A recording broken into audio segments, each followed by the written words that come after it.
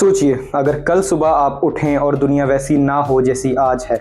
News channels पर सिर्फ एक ही खबर चल रही हो, ग्लोबल कन्फ्लिक्ट शुरू हो चुका हो, स्टॉक मार्केट्स क्रैश कर चुके हों, फ्लाइट्स कैंसिल हो रही हैं और देशों के बीच कम्युनिकेशन धीरे धीरे टूटता जा रहा है। और सबसे बड़ा सवाल आपके दिमाग में ये हो कि ये लड़ाई कहीं दूर हो रही है, लेकिन इसका असर मेरी जिंदगी पर क्या पड़ेगा? क्या भारत इससे बच पाएगा या हर घर तक इसका असर पहुंचेगा? वेलकम टू द गली वैली अनप्लग्ड, जहां हम सिर्फ हेडलाइंस नहीं देखते बल्कि उनके फ्यूचर इंपैक्ट को समझते हैं। और आज की कहानी है एक ऐसे सिनेरियो की जो हाइपोथेटिकल जरूर है, लेकिन पूरी दुनिया के लिए सबसे बड़ा डर भी है। World war 3। और अगर ये हुआ तो भारत पर इसका क्या असर पड़ेगा? सबसे पहले ये समझना जरूरी है कि अगर तीसरा विश्व युद्ध होता है तो वो पहले दो विश्व युद्धों जैसा नहीं होगा।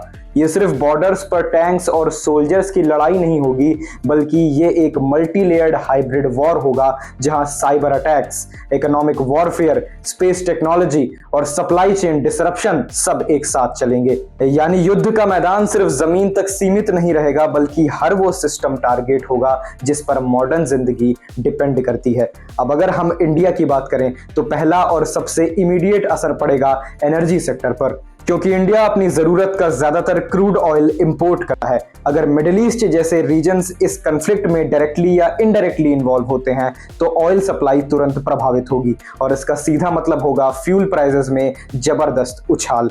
पेट्रोल और डीजल सिर्फ गाड़ियों के लिए नहीं होते, बल्कि ट्रांसपोर्टेशन, एग्रीकल्चर और इंडस्ट्री का बैकबोन होते हैं। इसलिए जैसे ही फ्यूल महंगा होगा, हर चीज की कीमत बढ़ने लगेगी, जिससे इन्फ्लेशन कंट्रोल से बाहर जा सकता है। दूसरा बड़ा असर ट्रेड और इकोनॉमी पर पड़ेगा। इंडिया एक ग्रोइंग इकोनॉमी है जो ग्लोबल ट्रेड नेटवर्क से डीपली जुड़ी हुई है। अगर मेजर इकोनॉमीज वॉर में उलझ जाती हैं तो डिमांड और सप्लाई दोनों पर असर पड़ेगा। एक्सपोर्ट कम होंगे, इंडस्ट्री स्लो डाउन में जाएंगी और जॉब्स पर प्रेशर बढ़ेगा। इसके साथ ही फाइनेंशियल मार्केट्स में इंस्टेबिलिटी बढ़ेगी, फॉरेन इन्वेस्टर्स अपने पैसे निकालने लगेंगे और इसका सीधा असर पड़ेगा इंडियन करेंसी पर। रुपी कमजोर होगा, इंपोर्ट्स और महंगे होंगे और ओवरऑल इकोनॉमिक प्रेशर बढ़ेगा। लेकिन कहानी यहीं खत्म नहीं होती, क्योंकि मॉडर्न वॉर का एक और डेंजरस एस्पेक्ट है साइबर वॉरफेयर। आज के समय में बैंक्स, बिजली, कम्युनिकेशन, ट्रांसपोर्टेशन सब कुछ डिजिटल सिस्टम्स पर डिपेंड करता है। अगर साइबर अटैक्स के जरिए इन सिस्टम्स को टारगेट किया गया